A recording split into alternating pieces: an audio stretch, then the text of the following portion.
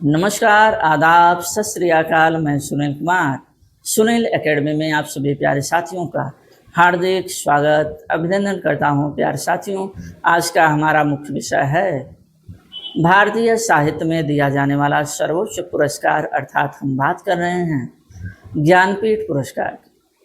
प्यारे साथियों, आप किसी भी प्रकार की परीक्षा की तैयारी कर रहे हों, यह क्लास आपके लिए बहुत ही उपयोगी सिद्ध होगा। आज हम बात करेंगे हिंदी भाषा में जो हमारे साहित्यकार लोग हैं 1968 से लगाए 2024 तक ऐसे कितने साहित्यकार हैं जिनको ज्ञानपीठ पुरस्कार मिला।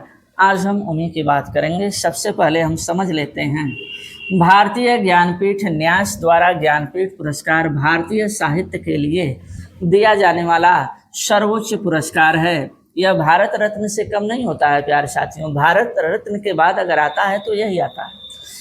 स्थापना इसकी होती है 1965 में। पुरस्कार के रूप में क्या मिलता है? देखिए, वर्तमान समय में पुरस्कार की बात करें तो वर्तमान समय में पुरस्कार 11 लाख रुपए नगद मिलते हैं और साथ साथ प्रशस्ति पत्र दिया जाता है और उसके साथ वांग देवी की कांस्य की प्रतिमा दी जाती है। लेकिन जब इसकी स्थापना की गई थी तो उस समय राशि के रूप में मात्र 1 लाख रुपए ही प्रदान किए जा रहे थे।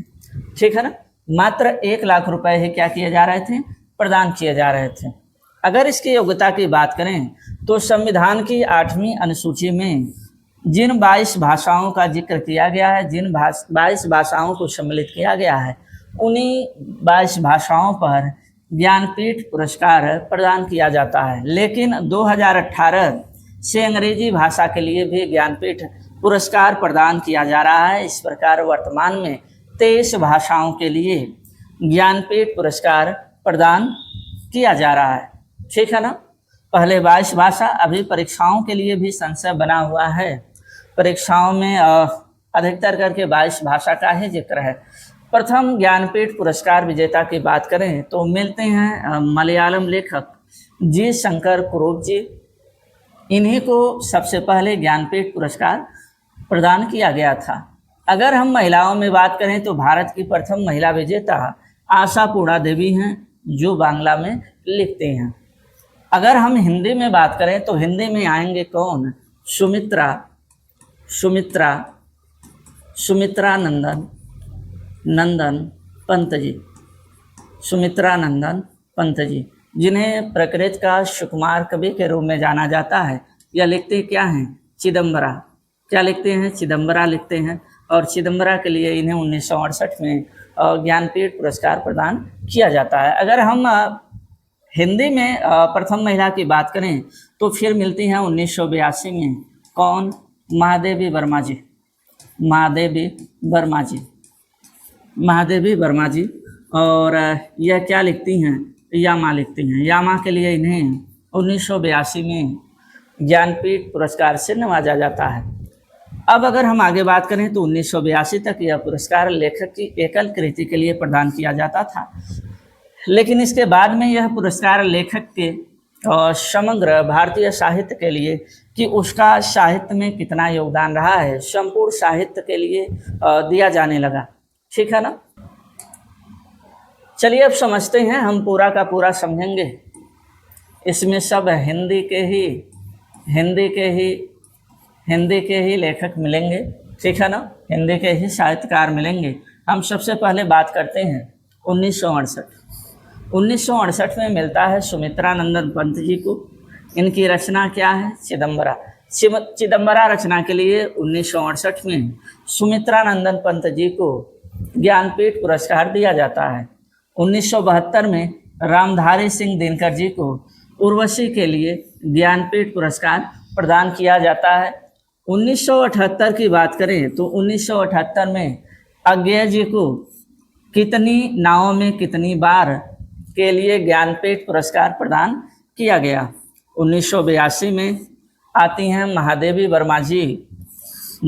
वर्मा जी आती हैं और यह लिखती हैं यामा, और यामा के लिए इन्हें ज्ञानपीठ पुरस्कार प्रदान किया गया।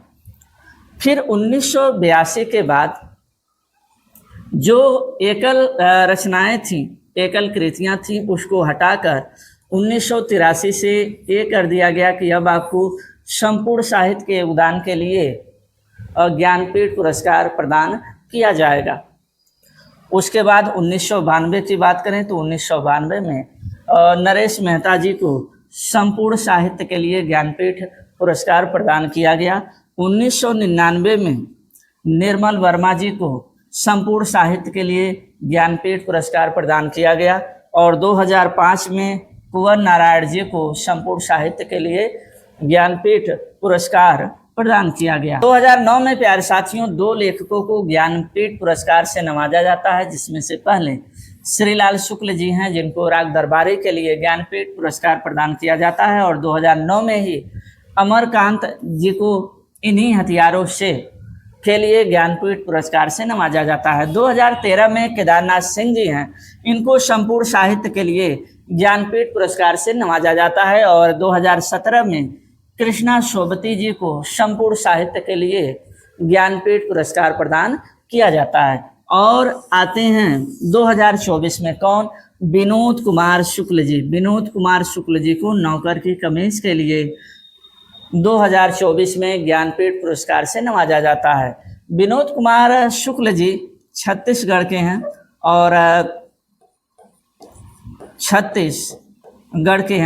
और छत्तीसगढ़ के पहले लेखक हैं जिन्हें ज्ञानपीठ पुरस्कार प्रदान किया गया है। इनकी उम्र की बात करें, इनकी आयु की बात करें तो यह लगभग 88 वर्ष के हो गए हैं प्यारे साथी। इनका हिंदी साहित्य में या कह सकते हैं भारतीय साहित्य में बहुत बड़ा योगदान भी है। तो यह नौकर की कमीज के लिए 2024 में ज्ञानपीठ पुरस्कार से नवाजे जाते हैं।